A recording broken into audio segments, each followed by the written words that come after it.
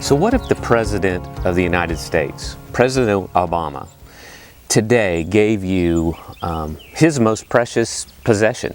What would you do with it? Where would you put it? Would you put it on display somewhere so everybody could see and you could talk about it?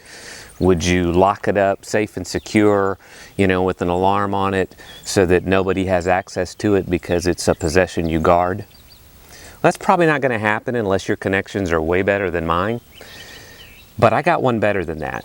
What if I told you that the Apostle Paul tells us that the King of Kings, Jesus himself, has given us his most precious possession?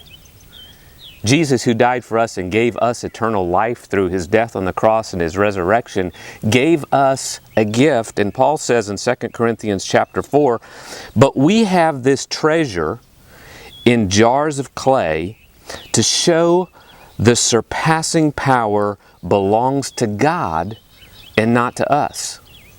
That kind of blows me away. I don't know about you, but the fact that this ministry of reconciliation, this responsibility of sharing the good news of the gospel has been given to me, as broken and fragile as I am, and given to you, it's sort of like these clay pots, jars of clay. This isn't exactly where I would think about putting my most prized possession. They come in different colors, but they're all fragile. Some are more ornate than others, but they're all fragile. This one has a crack in it. And yet the good news is that you and I have been given this precious gift, this precious responsibility to share the good news of Jesus even in our frailty.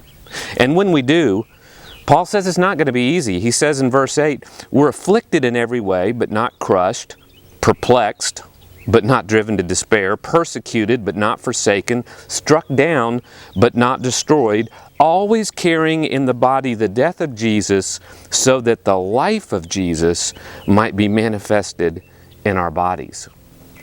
Skip down to the end of the chapter. "So we do not lose heart. Though our outer self is wasting away, our inner self is being renewed day by day." You're probably not old enough, like me, to realize as you age the frailty that comes with that and the weakness that grows. And yet, it's not about the clay pot in this vessel. It's about the inner self, the inner man, the gift of God that's in us to be used for God's glory.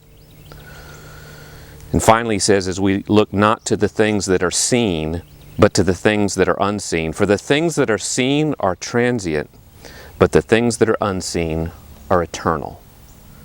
So here's the question.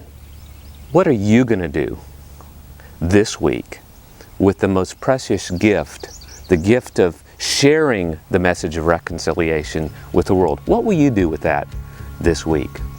I pray it will be significant.